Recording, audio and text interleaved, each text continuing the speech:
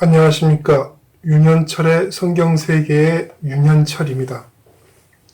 성경을 전체적으로 읽고자 하시는 분들 중에서 신약 성경 복음서는 들어본 설교도 많고 예수님의 유명한 말씀들이 신약 복음서 부분에 많이 나오고 구약은 생소하게 어렵게 느껴지는 분들이 많아서 마태복음 1장부터 읽게 되는 경우가 많은데 저도 그런 적이 있었습니다.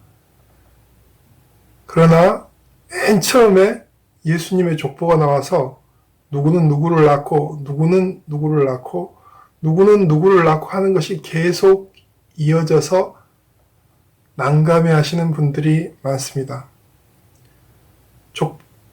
성경 처음 읽으려고 했는데 신약 성경 맨 처음 족보 부분이 나왔을 때 그 느낌. 성경을 읽지 말라는 의미인가? 막막한 느낌이 드셨을 겁니다. 그런 분들을 위해서 제가 영상을 만들었습니다. 저는 앞으로 마태복음 1장 예수님의 족보 부분만을 영상으로 만든 후에 그 다음부터는 창세기 1장부터 창세기 끝 부분까지 영상을 만들고자 합니다. 왜냐하면 구약 성서가 신약 성서의 전제가 되는 부분이 매우 많기 때문입니다. 전제, 원인, 이게 구약 성서에 많습니다. 그리고 무엇보다도 시행착오의 그 고통을 보여드리기 위해 구약 성경 이해 못하면 신약 성경 이해 못하게 된다. 이걸 보여드리기 위해 맨 처음 예수님의 족보 부분을 이 영상을 제작하게 되었습니다. 전에 있었던 일을 이해하지 못한다면 전에 있었던 일의 결과로 벌어진 후의 일의 구조와 원인을 알아내기 매우 어렵기 때문입니다. 마태복음 1장에 나오는 예수님의 족보 부분은 성경을 읽는 이가 얼마나 충실하게 구약 성경을 이해하였는가에 대한 시험 같은 의미가 있습니다. 마치 대학에서의 공부를 위해 학생이 얼마나 중고등학교에서 학습 능력을 갖추었는지 점검하는 학력고사, 수능시험 같은 의미가 있습니다. 아브라함으로 시작하여 이삭, 야곱, 유다, 모세의 출애굽, 사사시대, 통일 이스라엘의 왕 다윗, 솔로몬을 거쳐 통일 이스라엘에서 남유다, 북이스라엘로의 분열 왕국 시대, 통일 이스라엘에서 이 솔로몬 시대 이후 솔로몬 시대에서 르호보암으로 왕위가 계승되는 과정에서 이 북이스라엘은 여로보암이라는 사람이 반란을 일으켜서 이 남유다로부터 독립을 하게 됩니다. 그래서 북이스라엘의 왕은 르호보암이 존재하게 되고 남유다의 왕은 솔로몬의 아들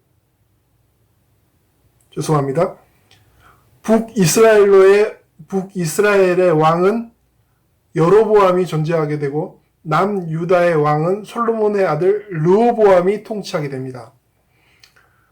또한 아수르 침략으로 인한 북이스라엘 멸망. 아수르는 이 이스라엘 역사에서 이스라엘인들을 가장 많이 잔인하게 죽인 사람들입니다. 이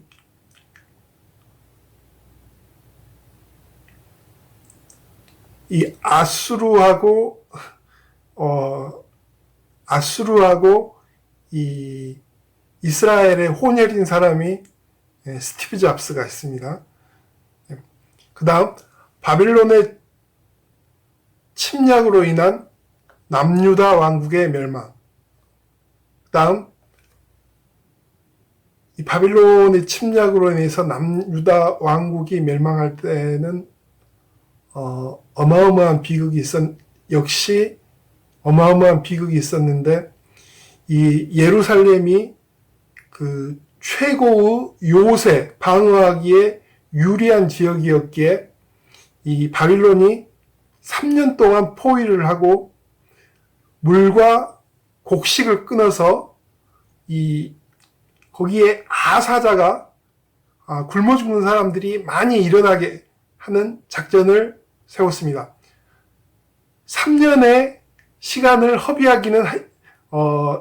길게 소비하기는 했지만은 결론적으로 예루살렘 성을 함락시켰는데, 그 함락 과정에서 이 식량 부족으로 인해서 이 부모가 자식을 잡아먹는, 인육을 먹게 되는 그런 어마어마한 비극이 많이 있었습니다.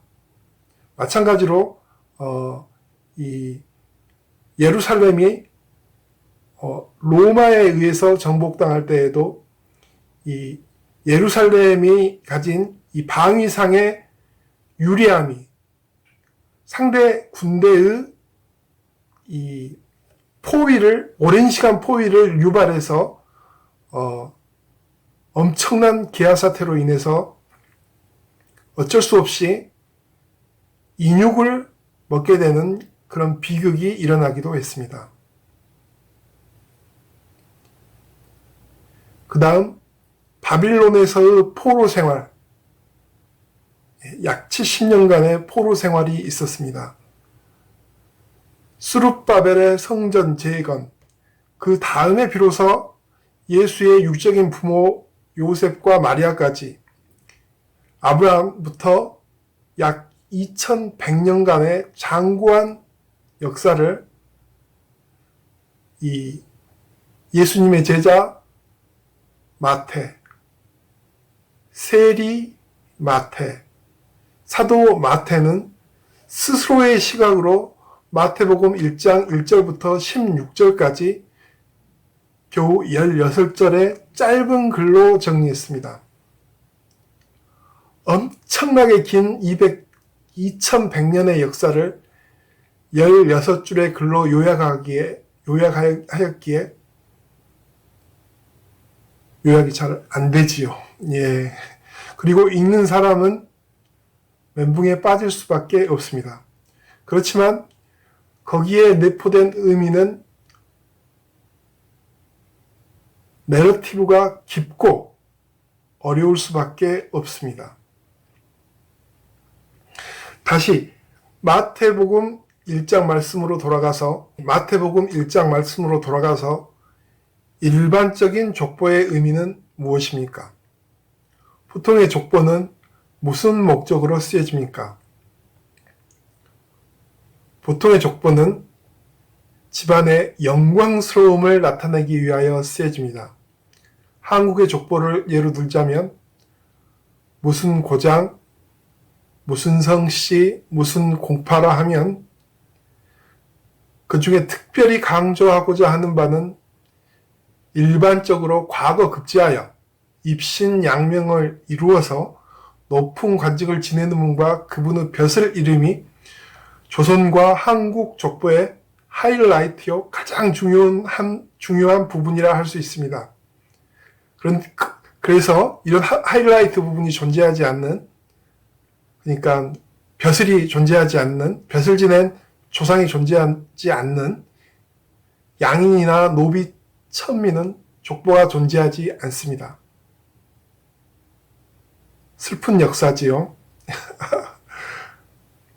그렇지만은 예수의 족보는 이와는 전혀 다릅니다.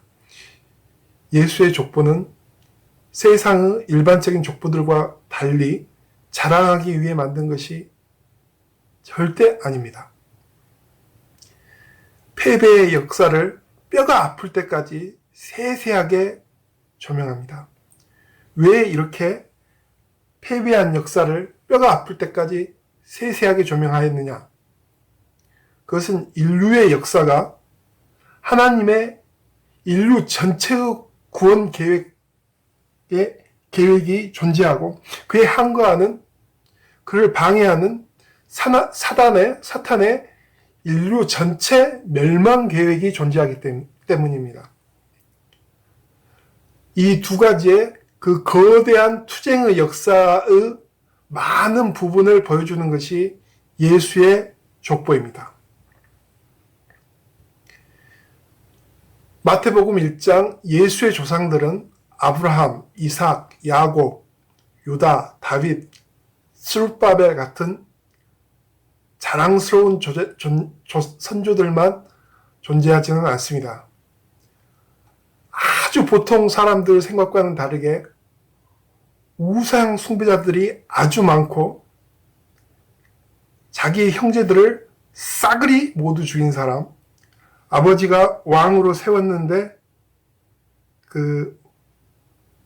이 나머지 아버지의 아들들을 자기 형제들을 모조리 죽인 사람도 존재합니다. 하나님의 성전을 크게 훼손한 사람, 그리고 무엇보다도 가장 이 고통스러운 부분이 자기 아들, 딸을 가나안 미신, 가나안 악습, 가나안 미친 우상 숭배에 빠져가지고 자기 아들, 딸을 불에 태워 죽이는 미친 자들의 이름까지도 예수님의 조상으로 마태복음에서는 이름을 나타내고 있습니다. 자기 아들, 딸을 우상에게 바쳐서 불에 태워 죽이는 미친 자들이 남유다 왕국을 통치하던 시기에는 대대적으로 남유다 왕국에서 유아를 태워 죽이는 악행이 일어나서 흰놈의 골짜기라는 지역이 죽음의 골짜기라는 이름으로 불려지기도 했습니다. 남유다 왕국 백성들이 자기 자식을 우상에게 불에 태워 죽일 때 과연 하나님은 이를 어떻게 보셨는가? 사람들이 성경에서 악행으로 유명한 지역을 소돔과 고모라라고 말하기는 하지만 자기 아들, 딸을 우상에게 바쳐서 불에 태워 죽이는 미친 자들이 미친 예수의 조상들이 왕이었던 시대는 소돔과 고모라는 저리 가라 하는 훨씬 지옥도가 남유다 왕국에 펼쳐졌습니다. 이뿐 아니고 이 예수 조상들 왕 중에서는 이민족에게 패배해서 이 거대한 고통을 당하기도 하고 공포스러운 병, 무서운 병이 걸려서 그러니까 이 내장이 몸에서 빠져나와서 죽는 병에 걸렸는데 그걸 2년에 걸쳐서 천천히 2년에 걸쳐서 천천히 상상하기가 어렵습니다. 그리고 그 왕국이 멸망하기 전에도 외국에 포로로 잡혀간 왕들은 상당히 많이 있습니다.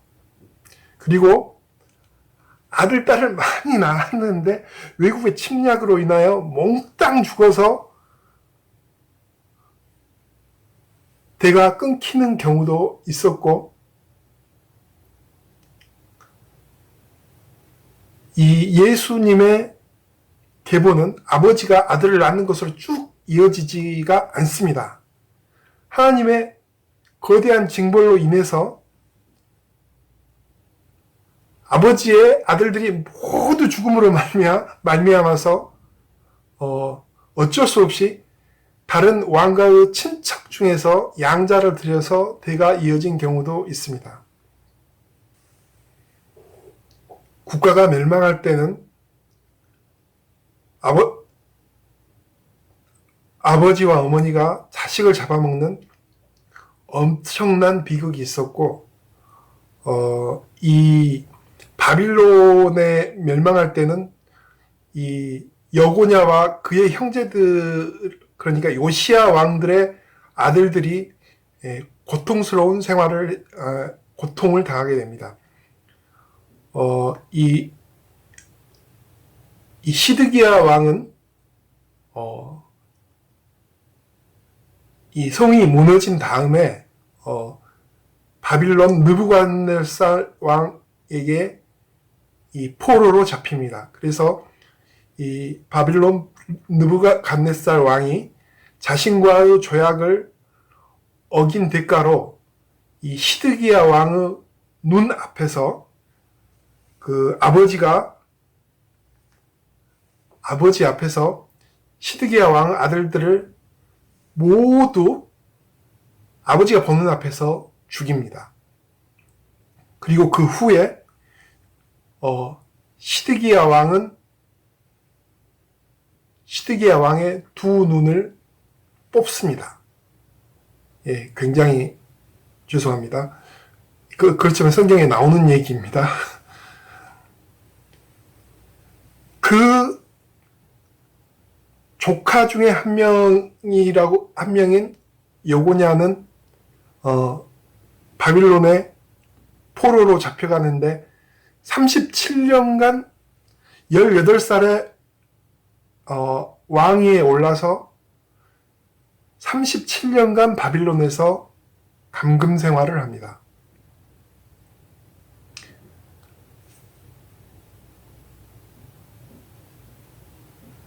이뿐만 아니라 훌륭한 사람들의 허물과 실패도 보여줍니다. 이건 성경에 나온 건 아니지만은, 아브라함은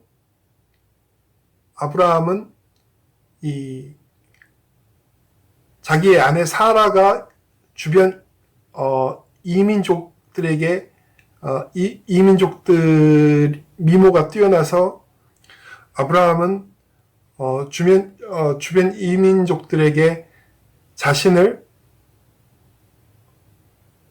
오빠라고 말하라고 자기 아내 사라한테 시킵니다. 왜냐면은 사라를 빼앗고 싶은 그 이민족들이 아브라함을 폭력으로 죽일까 두려워했기 때문입니다.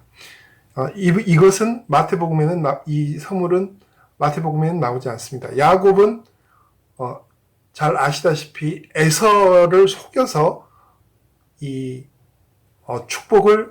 이삭의 축복을 받아냅니다. 다윗의 이 허물은 마태복음에도 이 예수의 족보에도 드러나 있습니다. 우리아의 아내와 간통을 하여서 임신을 한 다음에 그 간통으로 인한 우리아의 아내 밧세바의 임신을 가리기 위해서 여러 가지 모략을 쓰는데 그게 실패하고 결국은 우리아를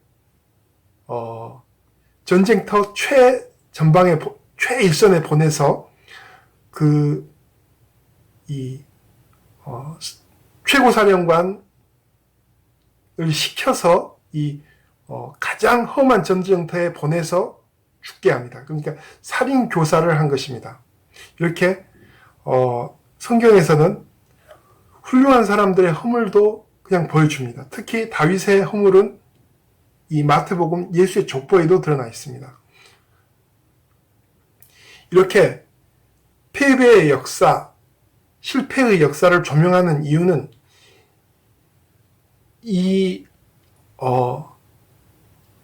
하나님의 역사가 단순히 항상 성공한다는 그런 의미가 아니라 하나님의 인류 구원 계획에 한거하는 분명한 사단의 인류 전체 멸망 계획이 존재한다는 것을 보여주기 위해서 이 실패를 정확하게 크게 드러낸 것입니다.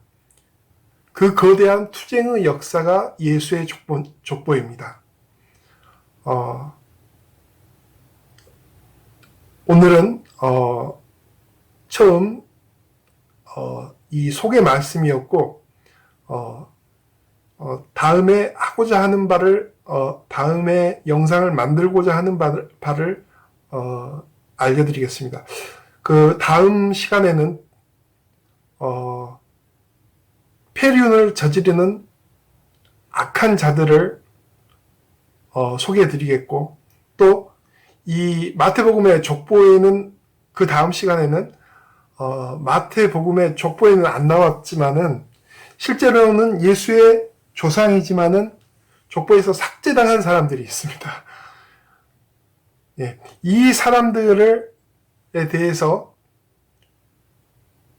과연 왜 삭제했는지, 그 삭제당한 사람들의 삶의 궤적은 어땠는지 그걸 보여드리는 시간을 영상을 하나 또 제작하도록 하겠고, 또한 예루살렘 멸망 후에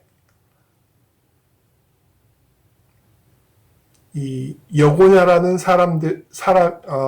요시야 왕의 아들이 바벨론에 잡혀가서 37년간 감금 생활을 합니다. 그거에 대한 영상을 하나 제작을 하겠고, 또한 훌륭한 사람들의 허물에 관한 영상을 하나 제작하고, 또 이방인인데 이 예수의 족보에 들어올 자격이 없는 사람들인데 이방인인데 족보에 들어온 사람이 있습니다. 이 사람들에 대한 영상을 하나 제작하도록 하겠습니다. 감사합니다.